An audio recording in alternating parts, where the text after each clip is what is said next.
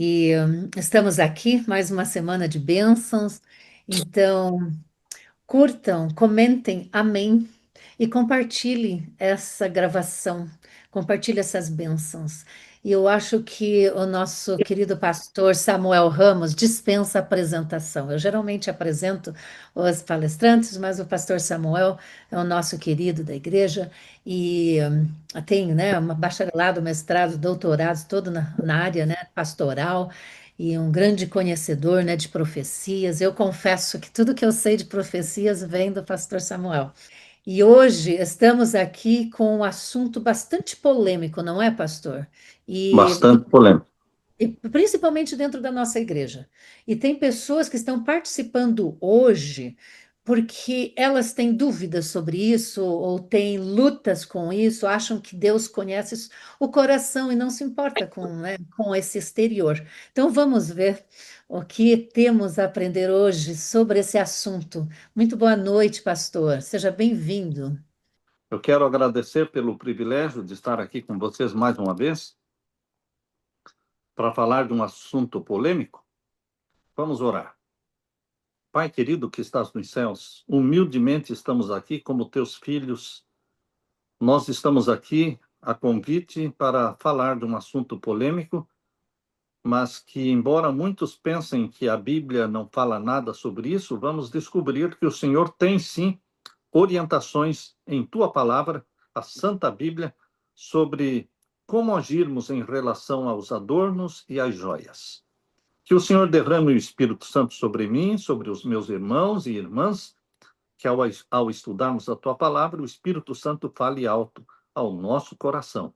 Em nome de Jesus pedimos. Amém, Senhor. Amém. Amém. Então, a verdade sobre adornos e joias é o capítulo 6 do livro que eu escrevi sobre princípios, hábitos e costumes. Esse livro está em PDF, ainda não foi publicado, não pretendo publicar, mas vou colocar à disposição de todo mundo em PDF, o livro virtual. Então, as figuras proféticas usadas por Deus para representar a igreja fiel na Bíblia e a figura que Deus usa na Bíblia para representar a igreja apóstata é uma forte evidência de como Deus abomina o uso das joias, das pérolas, e estes exemplos que a Bíblia nos deu, falando da igreja pura e da igreja apóstata, tem um objetivo, tem um propósito. O uso das joias, dos adornos, muitas vezes causam admiração, autossatisfação, despertam elogios e, sendo também ostensivos indicadores de riqueza ou de status, alguns argumentam que esse é um assunto que está na gray area. Gray area é a área, não é? Aquela faixa cinza. Tem o lado branco e o lado negro. Ou seja, o lado branco é o assim diz o Senhor, e o lado preto é o assim diz Satanás. Mas no meio dessas duas áreas, a de luz e a das trevas, tem uma área chamada de área cinza, porque o cinza é o preto misturado com o branco, produz o cinza. Então, nesta faixa chamada gray area, a maioria vive nesta área. A maioria compra um terreno nessa localidade e vive aqui. Os filhos fiéis remanescentes de Deus, eles vivem no reino da luz, no assim diz o Senhor, que é a área branca, da luz. Os ímpios vivem na área das trevas, no assim diz Satanás. Mas milhões e milhões de filhos de Deus dentro da igreja, eles vivem na área cinza. Eles não estão no assim diz o Senhor, mas também não estão no assim diz o Satanás. Eles estão numa área cinzenta, onde as coisas não se definem bem. Todos estão me ouvindo bem? Sim, Todos pastor. estão me ouvindo? Estão, não é? Sim. Então, Então, alguns dizem que a questão de adornos e joias pertence a esta gray area, onde tudo depende do que você acha, do achismo. Não existe uma assim, diz o Senhor. Neste caso, o uso de joias era simplesmente considerado como uma questão cultural. Existem culturas que condenam até mesmo o uso da aliança. Você sabe que nós, brasileiros, usamos o quê? Usamos a aliança, né? Mas existem culturas, por exemplo, a cultura hispana, ela condena até mesmo a aliança. Um dia eu fui convidado por um pastor amigo meu para pregar numa igreja hispana, quando estava nos Estados Unidos. Eu sempre estava pregando em igrejas hispanas. E dentro do carro, quando estava indo para a igreja, o pastor amigo falou: Samuel, não me leve a mão, mas será que você poderia tirar a aliança? Não me leve a mal, é que os brasileiros usam, mas os hispanos não usam. E se você ficar de aliança lá no púlpito, não vão prestar atenção no seu sermão, eles vão ficar prestando atenção na sua aliança. Eu não discuti com ele, simplesmente tirei a aliança, porque o propósito meu era exaltar Jesus e pregar a palavra de Deus. Esse é um assunto que nós não vamos entrar em discussão. Então, eu me recordo que quando eu estava fazendo o doutorado na Andrews, eu me recordo que na Universidade Andrews, durante o programa doutoral, o professor usou 2 períodos de classe. 2 períodos de classe só para falar do assunto, discutir o assunto da aliança. Porque o americano geralmente não usa aliança. Então, como brasileiro ali naquela classe, na Andrews, eu fiquei me perguntando qual é o problema de usar a aliança. E foi essa pergunta que eu fiz no meio daquela discussão em classe. Na cultura brasileira, tirar a aliança ou se negar a usar a aliança é considerado um ato de infidelidade. Se o cônjuge for visto sem aliança, já começam a perguntar: o que aconteceu? Será que estão se separando? Será que brigaram? Uma das cenas mais típicas quando os casais brigam é na hora da raiva jogar a aliança no chão. Por aí você vê como é a cultura brasileira. O que a Bíblia fala sobre a aliança? Na minha compreensão, na minha sincera compreensão, eu entendo que a Bíblia não fala nada sobre a aliança em si. No entanto, muitos colegas americanos que estavam lá naquela classe na Andrews colocaram a aliança como adornos e joias condenados pela Bíblia. Respeita-se, não é? Respeita-se o pensamento de cada um. Mas o que diz Ellen White? Ellen White, indagada sobre o assunto das alianças, ela escreveu o seguinte: isto está no livro Testemunhos Seletos, volume 1, página 601. Nos países em que o costume for imperioso, não temos o encargo de condenar os que usarem sua aliança, que o façam, caso possam fazê-lo em boa consciência. O que ela está dizendo? Nos países em que o costume é usar a aliança, não temos o encargo de condenar os que usarem sua aliança. Então, queridos, é uma questão cultural. Na mentalidade de Ellen White e na nossa mentalidade também, é uma questão de cultura, usar aliança ou não. Quem usa, não condene aquele que não usa, e o que não usa, não condene aquele que usa. Dá para perceber claramente que a aliança é uma questão cultural e que não se aplica ao mundo todo. Não é um princípio. O que nós entendemos por princípio? Princípio é algo que se aplica ao mundo todo, a todas as pessoas, em todos os tempos. A aliança não pode ser aplicada no mundo todo, todas as pessoas, em todos os tempos. Então, fica na questão de cultura e não de princípios. E quanto aos brincos? Quanto aos colares? Quanto aos anéis? Quanto às pulseiras, os braceletes, os colares? Piercing? Seria uma questão cultural? Ou a Bíblia fala sobre adornos e joias? Então vamos para a Bíblia, né? Vamos para a palavra de Deus. Vamos abrir a Bíblia em Gênesis capítulo 35. Gênesis capítulo 35, vamos ver então os versos 1 até o verso 4. Gênesis 35 e os versos 1 até o verso 4. Aqui diz: Depois disse Deus a Jacó: Levanta-te, sobe a Betel e habita ali, e faz ali um altar ao Deus que te apareceu, quando fugiste diante da face do teu irmão Esaú.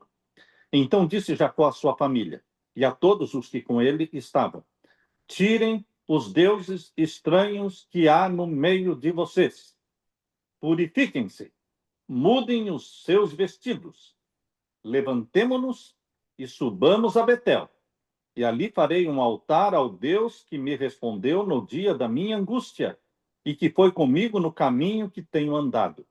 Então deram para Jacó todos os deuses estranhos que tinham em suas mãos e as arrecadas que estavam em suas orelhas, ou seja, os brincos que estavam nas suas orelhas. E Jacó os escondeu debaixo do carvalho que está junto a Siquém. O que a Bíblia está dizendo é que quando Jacó entendeu o chamado de Deus para uma reforma através da remoção dos deuses estranhos, a Bíblia deixa claro aqui que os deuses estranhos, eles tinham esses deuses nas suas mãos e nas suas orelhas. Ou seja, ali em Siquém, ali, quando Jacó levou a sua família de Siquém para Betel, a fim de realizar uma reforma espiritual, construindo um altar no mesmo local onde Deus lhe aparecera quando fugia do seu irmão Esaú, por um tempo, Jacó tinha tolerado os ídolos e as joias, os adornos na família. Provavelmente isso incluía os ídolos que Raquel roubou do seu pai, conforme diz Gênesis 31, 19, bem como as joias e tesouros que os filhos de Jacó tinham saqueado da cidade de Siquém. Eles saquearam a cidade de Siquém e pegaram lá muitas joias e ouro, como diz Gênesis 34, versos 27 a 29. Mas ali houve uma reforma no meio da família de Jacó, e eles enterraram os ídolos que eles tinham nas mãos e nas orelhas. Indo para a palavra de Deus também em Êxodo, capítulo 33, eu dou muito valor à Bíblia, não ao que eu penso, não ao que eu acho, mas o que Deus diz. E nós estamos fazendo aqui um estudo bíblico. Este não é um sermão, este é um estudo bíblico sobre o que Deus fala sobre adornos e joias. Então, nós lemos Gênesis 34, nós lemos Gênesis 35, verso 1 a 4, e agora nós vamos ler Êxodo 33, versos 1 até o verso 6. E disse mais o Senhor a Moisés: Vai, sobe daqui, tu e o povo que fizeste subir da terra do Egito, à terra que jurei a Abraão, a Isaque e a Jacó, dizendo: A tua semente a darei, e enviarei um anjo diante de ti, e lançarei fora os cananeus, e os amorreus, e os heteus, e os perizeus, e os heveus, e os jebuseus, a uma terra que mana leite e mel, porque eu não subirei no meio de ti. Estão percebendo? Eu não subirei no meio de ti, porquanto és um povo obstinado, para que te não consuma eu no caminho. E ouvindo o povo esta má notícia, entristeceram-se, e nenhum deles pôs sobre si os seus atavios. Nenhum deles colocou sobre si os seus adornos. Se você for ao dicionário, vai perceber que atavios são adornos, são joias, são pendentes, são colares, são brincos, são braceletes. E aqui diz que quando o povo ouviu Deus dizendo que não mais andaria no meio deles, porque eles eram um povo teimoso, eles então tiraram de si os atavios, ou seja, a consciência acusou. A voz da consciência daqueles que amam a Deus, a voz da consciência é o Espírito Santo falando. A consciência acusou, e eles tiraram de si os adornos de ouro, os atavios, porquanto o Senhor tinha dito a Moisés Dize aos filhos de Israel, povo obstinado és, se um momento subir no meio de ti, te consumirei, porém agora tira de ti os teus atavios. É Deus que está falando. Não é o pastor Samuel falando. Não é um achismo. É Deus falando. Tira de ti os teus atavios, ou seja, os teus adornos, teus braceletes, teus brincos, teus colares, para que eu saiba o que hei de te fazer. Então os filhos de Israel se despojaram dos seus atavios, se despojaram dos seus adornos. Aonde? Ao pé do monte Horebe, ou seja, no monte Sinai. Êxodo 33, versos 1 até o verso 6. Na semana passada, a lição da escola sabatina deste trimestre estudou exatamente aqui o capítulo 33 de Êxodo. E interessante, na lição, ficou de forma muito nítida que, intencionalmente, o autor da lição pulou o capítulo 33, versos 1 até o verso 6. Simplesmente não citou. Ele citou o capítulo 33 a partir do verso 7. E eu me perguntei, por quê? Por que a reforma requerida por Deus? Por que a reforma exigida por Deus no meio do povo de Israel, e mencionada aqui no capítulo 33, verso 1 até o verso 6, quando Deus disse, tira de ti os teus adornos, tuas joias de ouro, teus atavios, para que eu saiba o que hei de te fazer?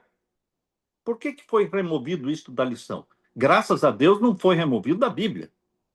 Queridos, nós temos aqui o chamado de Deus para uma reforma, para a santificação. Na reforma operada por Jacó e na reforma operada por Moisés, Deus pediu que removessem as joias e Deus foi categórico quando disse, eu não subirei no meio de ti. E o povo entendeu o recado de Deus, entristeceram-se e nenhum deles pôs sobre si os seus atavios. O contexto era a grande apostasia que ocorreu enquanto Moisés subiu ao monte para receber os 10 mandamentos. O povo se prostituiu adorando o bezerro de ouro, cansados de esperar por Moisés e desejosos de ter um Deus visível para ir adiante deles no lugar de Moisés. Alguns israelitas trouxeram seus ornamentos de ouro e Arão fez um bezerro de ouro usando o ouro que eles trouxeram. Enquanto ainda no monte, Deus advertiu Moisés da apostasia no arraial. Ele, ao descer, encontrou o povo dançando e gritando ao redor do bezerro de ouro. Para mostrar desdém pela rebelião deles, Moisés quebrou as tábuas de pedra na presença do povo, significando com isso que o povo havia quebrado o concerto com Deus. Moisés, então, destruiu o bezerro de ouro com fogo. E então Moisés subiu novamente no monte Sinai para suplicar que Deus perdoasse o pecado do povo. Deus assegurou a Moisés de que ele permaneceria leal à promessa feita a Abraão, Isaque e Jacó. Introduziria o povo na terra de Canaã, mas disse que ele mesmo não mais iria andar com eles. Quando os israelitas souberam que não mais teriam a presença de Deus, eles se arrependeram. E o que fizeram? Mostraram arrependimento. Fazendo o quê?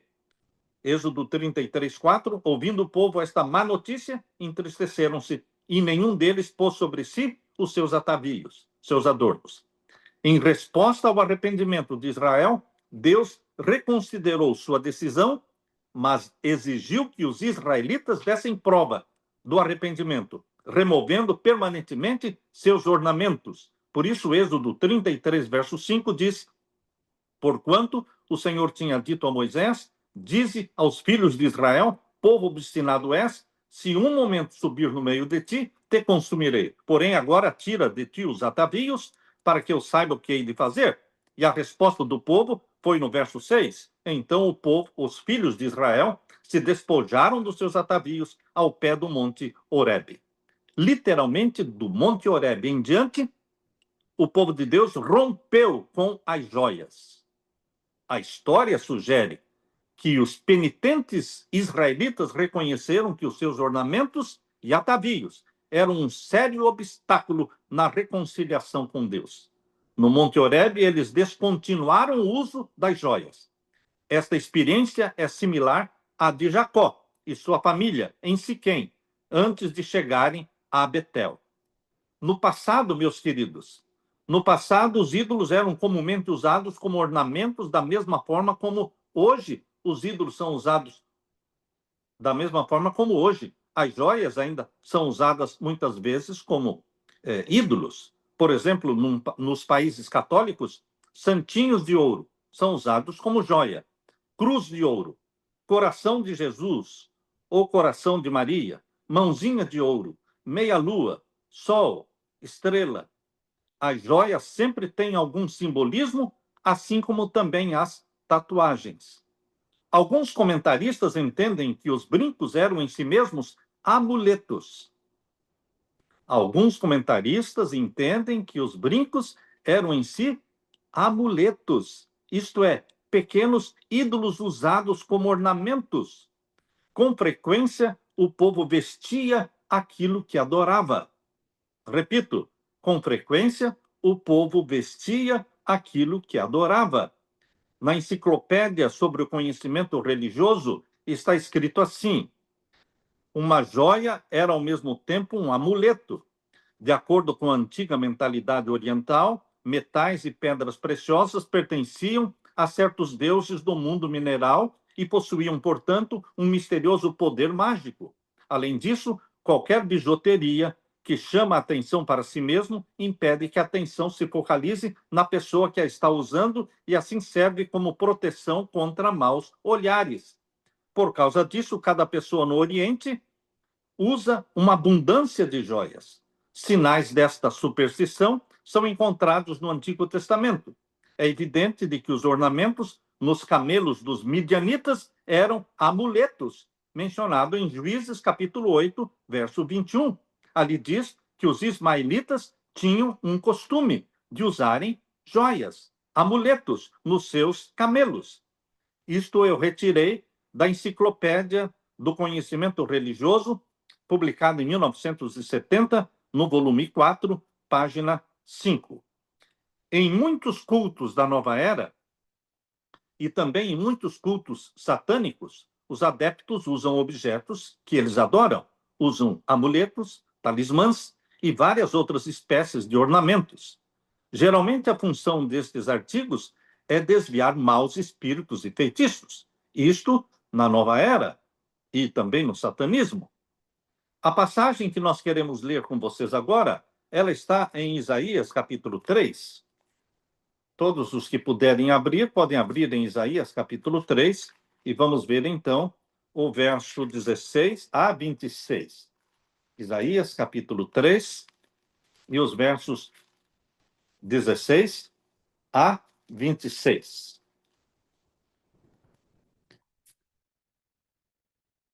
Diz ainda mais o Senhor: porquanto as filhas de Sião se exaltam e andam de pescoço erguido, e têm olhares impudentes, e quando andam, como que vão dançando, ou seja, rebolando, né? E cascabelando com os pés. Portanto, o Senhor fará tinhosa a cabeça das filhas de Sião, e o Senhor porá descoberto a sua nudez. Naquele dia tirará o Senhor o enfeite das ligas, e as redezinhas, e as luetas, os pendentes, e as manilhas, e os vestidos resplandecentes, os diademas, os enfeites dos braços, os braceletes, as cadeias, as caixinhas de perfumes, e as arrecadas, ou seja, os brincos, os anéis, e as joias pendentes do nariz, os vestidos de festa, e os mantos, e as coifas, e os alfinetes, os espelhos, e as capinhas de ninho finíssima, e as toucas, e os véus. E será que em lugar de cheiro suave haverá fedor? E por cinto uma corda, e em lugar da encrespadura do cabelo, calvície, e em lugar da veste larga, cilício, e queimadura em lugar de formosura. Então, aqui está em Isaías capítulo 3, versos 16 a 26, uma condenação divina ao uso excessivo de adornos. Você cuidar do seu rosto não é pecado. Você pentear o cabelo não é pecado. Mas quando você dedica exageradamente tempo para isso, e quando você faz coisas que chamam a atenção, então você está partindo para a idolatria. Roupas luxuosas, ornamentos revelam o orgulho interior. Alguém disse, e o relógio? Se você usa um Rolex, você quer aparecer. Você está gastando dinheiro naquilo que não é pão, porque o Rolex custa milhares de dólares. Você pode usar um relógio útil para você e barato, não precisa ser desperdiçar dinheiro. Existem coisas úteis que nós usamos e existem coisas inúteis, usadas somente para despertar admiração e autossatisfação. Deus aborrece o orgulho manifestado através do uso de joias. Isaías 4:4, quando o Senhor lavar a imundícia das filhas de Sião. Quando o Senhor lavar a imundícia das filhas de Sião. Ou seja, é o aborrecimento de Deus quanto aos adornos. As ricas mulheres judias adornavam o corpo da cabeça aos pés, com caríssimos ornamentos para se fazerem bonitas, mas Deus viu nisso o orgulho interior. Isaías 3, 16 a 23. Agora, eu convido você para ler também 1 Pedro, primeira carta de Pedro, capítulo 3. Primeira carta de Pedro, capítulo 3, e o verso 4. Aqui está a recomendação de Deus. A recomendação de Deus, nós lemos no Antigo Testamento e agora no Novo Testamento, capítulo 3 de 1 Pedro, capítulo 3, verso 4. Mas o verso 3, 3 e 4, o enfeite delas não seja o exterior, no frisado dos cabelos, no uso de joias de ouro, na compostura de vestidos, mas o homem encoberto no coração, no incorruptível traje de um espírito manso e quieto, que é precioso diante de Deus. Porque assim se adornavam também antigamente as mulheres que esperavam em Deus e estavam sujeitas aos seus próprios maridos. O incorruptível traje de um espírito manso e quieto, que é precioso diante de Deus. Isso é o que Deus valoriza. Em Juízes, capítulo 8, verso 24, menciona que os ismaelitas, não os israelitas, mas os ismaelitas, descendentes de Ismael, eles usavam adornos, como amuletos. Juízes 8, 24, e disse-lhes mais Gideão, uma petição vos farei, dai-me cada um de vós os pendentes do seu despojo, porque tinham pendentes de ouro, porquanto eram ismaelitas. A leitura de Juízes 8, 24 sugere que o uso de pendentes de ouro era uma característica dos ismaelitas e não dos israelitas. O que a Bíblia está dizendo é que as joias são um sinal ou marca do povo do mundo e não uma marca do povo cristão. Os familiares de Jacó tinham adotado o estilo de vida idólatra dos pagãos, mas finalmente Jacó os levou perante Deus em Betel para fazer uma reforma e a expiação dos pecados deles. Assim fez também Moisés com o povo de Israel no Monte Sinai. Estes exemplos contêm valioso princípio para os cristãos ainda hoje. Se nós desejamos experimentar uma purificação interior do nosso passado pecaminoso e desejamos ter uma experiência com Deus semelhante à de Jacó, de Moisés e o povo de Israel, precisamos remover todos os objetos de idolatria, incluindo correntinhas, brincos, anéis, pulseiras e colares. Para ter certeza de que não voltaremos atrás, é prudente se desfazer permanentemente das joias em vez de guardá-las como lembrança. Uma vez eu batizei uma jovem nos Estados Unidos, uma jovem muito amiga nossa, de uma família muito amada por nós, e esta jovem usava brincos antes do batismo, e quando nós estudamos a Bíblia com ela, conversamos, ela deixou de usar os brincos e foi batizada. Mas depois do batismo voltou a usar. E um sábado de manhã, quando ela estava colocando os brincos, ela estava no quarto se arrumando, se enfeitando para ir à igreja, colocando os brincos, ela ouviu a voz de Jesus. Meu querido irmão, minha querida irmã, por que Jesus iria falar com esta jovem exatamente no momento em que ela estava colocando os brincos na orelha. E ela ouviu a voz de Jesus falando: Jesus não gosta dessas joias. Jesus não gosta das joias. Ela parou por um momento, foi até a cozinha e falou para a mãe dela: Mãe, eu estava no quarto colocando minhas joias, eu ouvi a voz de Jesus falando: Jesus não gosta das joias.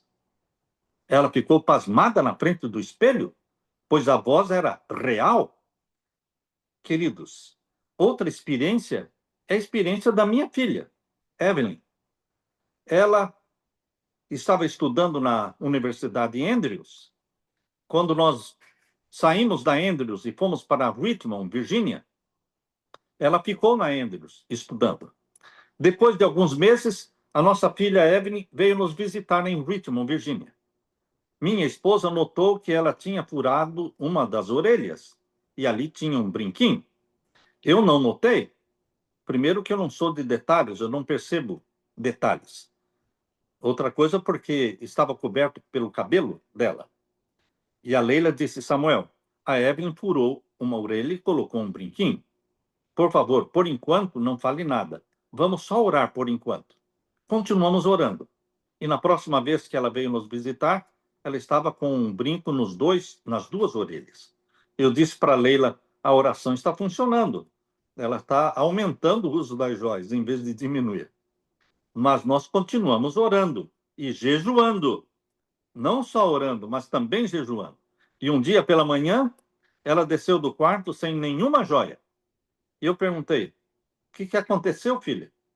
Onde estão as joias? E ela me disse: essas joias não me fizeram mais feliz. E eu decidi não usar mais. Elas não me fizeram mais feliz. Mais tarde, ela me contou o que tinha acontecido. Ela disse: eu guardava as joias numas gavetinhas no canto do meu quarto. Todas as joias estavam guardadas dentro das gavetinhas no canto do quarto. E cada vez que eu entrava no quarto, aquele canto era escuro. Mesmo com as luzes acesas, aquele cantinho do quarto era escuro. Isso me chamou muita atenção, ela disse. Começou a me incomodar. Então, disse ela, eu tive um sonho. E esse sonho foi Deus que me deu. Sonhei que Jesus estava voltando. Ele estendia a mão para mim, mas eu não conseguia agarrar a mão de Jesus porque as minhas mãos estavam cheias de joias. Jesus começou a subir, e eu estava desesperada sem saber o que fazer com as joias. Jesus começou a subir e eu não conseguia pegar na mão de Jesus porque estava com as mãos cheias de joias. Acordei assustada e agradeci a Deus pelo sonho que ele me deu. Jesus me convenceu de não mais usar joias. A Leila e eu dissemos: aleluia! Orações e jejuns realmente funcionam. Não só orações, mas orações e jejuns fazem milagres. E então minha filha nunca mais usou joias. Foi Deus que a convenceu, o Espírito Santo. Louvamos a Deus por isso. Lembro-me da esposa de um ancião que insistia em usar brincos. Ancião da igreja, e a esposa insistia em usar brincos. Eu já tinha feito um estudo com a igreja sobre o tema das joias, mas ela não tirava os brincos. E era a esposa do ancião. Eu fiz disso um assunto de oração. Comecei a orar. Um dia, e ela morava nos Estados Unidos, um dia ela viajou para o Brasil visitar os familiares e quando abriu as malas, sentiu falta das joias. As joias tinham sumido da mala. E então ela pensou: isso é coisa do pastor Samuel. Quando voltou de viagem, não estava usando mais os brincos. E eu perguntei para ela: você não está mais usando os brincos? Então, foi quando ela contou a história de que os brincos sumiram da mala. E que ela disse: isso é uma coisa que tem a ver com o pastor Samuel. Realmente eu estava orando para Deus fazer alguma coisa. E Deus fez. Numa outra ocasião, eu estava dando estudos bíblicos para uma senhora e ela começou a frequentar a igreja e se preparar para o batismo. Mesmo depois de ler os textos bíblicos que condenam o uso das joias, ela continuou usando as joias. Quando chegou o momento de preencher a ficha batismal, eu expliquei para ela a necessidade dela abandonar o uso dos brincos, das pulseiras, das correntinhas. E então ela explicou: pastor, o meu pai é joalheiro e todas as joias que eu tenho foram feitas por ele, especialmente para mim. Então eu não posso deixar de usá-las. Seriam um descaso para com o meu pai. Com aquela determinação de continuar com as joias, ela sugeriu adiar o batismo. E adiou, e infelizmente deixou de frequentar a igreja. As joias eram muito mais importantes para ela do que Jesus. Alguns dizem que as joias são coisas simples, inofensivas, e que não veem como elas poderiam bloquear o seu crescimento espiritual. Minha resposta é: se as joias fossem tão simples e inofensivas, as pessoas não teriam tanta resistência em abandoná-las. Imaginem o sacrifício que Jesus fez para nos salvar. E nós, muitas vezes, achamos que é um preço muito alto deixar de usar as joias. Isso ocorre quando o amor a Jesus é menor do que o nosso amor pelas joias. Deus colocou na Bíblia vários episódios que mostram o seu aborrecimento, o seu desprazer em face da apostasia do seu povo. Quando se afastavam de Deus, voltavam a usar joias. Eu tenho uma dezena de histórias de pessoas que tiraram as joias para serem batizadas e depois de 1 ano ou 2 voltaram a usar as joias. Ou seja, passou o primeiro amor, voltaram a uma vida morna, de mornidão. Por que acontece isso? Quem não está crescendo, está morrendo. Quem não avança no processo da santificação, regride. É a tal semente que caiu entre as pedras e logo nasceu, mas porque não tinha terra profunda, vindo o sol, queimou-se e secou, porque não tinha raiz. Não é só aceitar a Jesus como Salvador, mas é continuar aceitando a Jesus cada dia como nosso Salvador.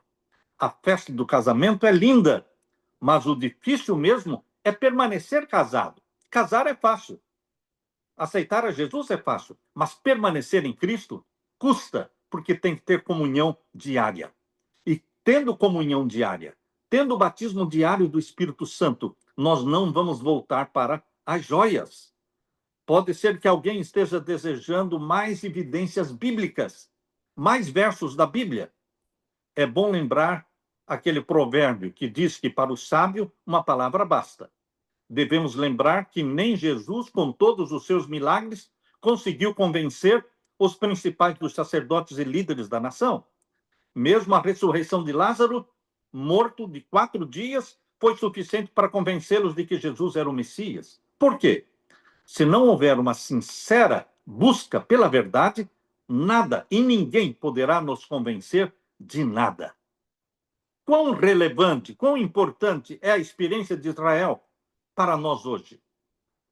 A palavra de Deus diz em 1 Coríntios 10, 11, ora, tudo que isto lhes sobreveio como figuras e estão escritas para nosso aviso, para quem já são chegados os fins dos séculos. A experiência de Israel registrada na Bíblia é para nossa advertência. Geralmente nós adoramos aquilo que usamos. Jezabel é um símbolo de sedução e apostasia. E a Bíblia diz, em 2 Reis, capítulo 9, verso 30, 32, 33, ninguém coloca o nome de Jezabel na sua filha, porque na Bíblia é uma má mulher. E Jeú, a Bíblia diz em 2 Reis 9, verso 30, Jeú veio a Jezreel, o que ouvindo Jezabel, se pintou em volta dos olhos, enfeitou a sua cabeça e olhou pela janela. E levantou ele o rosto para a janela e disse, quem é comigo? Quem? E 2 ou 3 eunucos olharam para ele, então disse ele, lançai-a de alto a baixo. E lançaram-na de alto a baixo e foram salpicados com o seu sangue a parede e os cavalos a ele, e os cavalos e ele a atropelou. Queridos, se bem que não haja objeção nenhuma a uma maquiagem leve, Jezabel entrou para a história como um símbolo da mulher e da igreja apostatada. As cores fortes, seja nos olhos, as cores fortes, seja nas unhas, as cores fortes, sejam nos lábios, não agradam a Deus, pois nós temos que ser discretos. Não poderemos tornar estas coisas como símbolos da nossa apostasia. Falando da apostasia do povo de Israel, Ezequiel capítulo 23, fala de duas mulheres, a Olá, que é Samaria, e a Olibá, que é Jerusalém. E então a apostasia com os outros amantes é descrita nestas palavras: por amor deles te lavaste e coloriste os teus olhos e te ornaste de enfeites. Ezequiel 23, 40. Sinal de apostasia. E puseram braceletes nas suas mãos e coroas de esplendor nas suas cabeças. Ezequiel 23, 42. Sinal de apostasia. Jeremias usa semelhantes palavras para descrever a apostasia do povo de Deus. Em Jeremias 4:30, agora, pois, que farás, ó assolada? Ainda que te vistas de carmesim, ainda que te adornes com enfeites de ouro, ainda que te pintes em volta dos teus olhos com antimônio, debalde te farias bela. Os amantes te desprezam e procuram tirar-te a vida. Os exemplos citados do Antigo Testamento revelam que as mulheres que pintavam seus olhos e se vestiam de adornos sempre estavam tentando seduzir homens e adulterar com eles. Esta é uma palavra de advertência para o povo de Deus hoje, que está na Bíblia. Então, meu querido irmão, no livro do Apocalipse, João traça um paralelo entre dois tipos de adornos, usando o simbolismo de duas mulheres, em Apocalipse 12 e Apocalipse 17. Em Apocalipse 19, versos 7 e 8, nós lemos: regozijemo-nos e alegremo-nos e demos-lhe glória, porque vindas são as bodas do Cordeiro e já sua esposa se aprontou. E foi-lhe dado que se vestisse de linho fino, puro e resplandecente. Somente isso, linho fino, puro e resplandecente. O contraste entre as duas mulheres, a que representa o povo de Deus e a que representa a igreja apóstata, está muito nítido.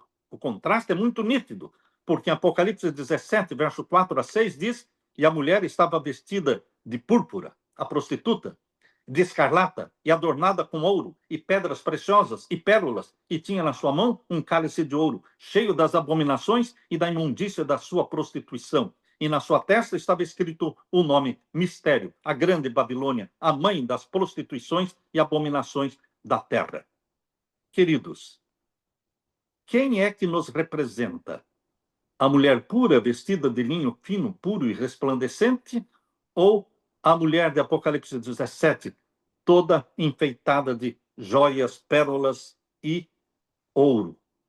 Que Deus nos ajude, meu querido irmão. Que Deus nos ajude. 1 Timóteo, capítulo 2, versos 9 e 10. Que, do mesmo modo, as mulheres se ataviem em traje honesto, com pudor, com modéstia, não com tranças, ou com ouro, ou pérolas, ou vestidos preciosos, mas como convém a mulheres que fazem profissão de servir a Deus com boas obras. Este é o conselho de Paulo, 1 Timóteo 2, 9 e 10. E o conselho de Pedro, 1 Pedro 3, 1 a 4. Semelhantemente, vós, mulheres, sede sujeitas aos vossos próprios maridos, para que também, se alguns não obedecem à palavra, pelo porte das suas mulheres sejam ganhos sem palavras, considerando a vossa vida casta em temor. O enfeite delas não seja o exterior, no frisado dos cabelos, no uso de joias de ouro, na compostura de vestidos, mas o homem encoberto no coração, no incorruptível traje de um espírito manso e quieto, que é precioso diante de Deus. 1 Pedro. Começamos com Gênesis, fomos até Apocalipse e terminamos agora com Pedro. Queridos, o mandamento de Deus, através de Paulo, diz que deveremos ser modestos, decentes e de bom senso. Aquele que não poupou o seu próprio filho, Jesus Cristo, entregou para morrer por nós, merece o nosso amor, merece nosso coração, nosso tudo. E Deus quer nos santificar. Deus quer nos separar do mundo como um povo separado, santo, para Ele. Para que as pessoas, olhando para você, mulher, para você, homem, vejam em vocês Jesus. a santidade de Jesus escrita na nossa testa. Santidade ao Senhor. Seguindo os padrões do céu, não os padrões do mundo.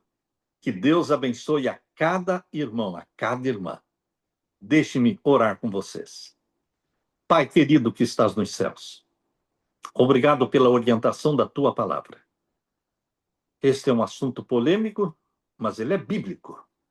Desde o Gênesis até o Apocalipse, o Senhor deixa claro que o Senhor não aprova os adornos de ouro, as ostentações. O Senhor quer homens e mulheres de caráter puro, homens e mulheres que formam o teu povo, que serão vestidos simplesmente de linho fino, puro e resplandecente. Veste-nos com a justiça de Cristo. Batiza-nos com o Espírito Santo. É o que nós pedimos em nome de Jesus. Amém, Senhor. Fiquem com a paz de Jesus. Amém, pastor. Muito obrigada. Muito obrigada. Deus o abençoe. E não há contestação aqui com textos bíblicos tão claros sobre o uso de joias.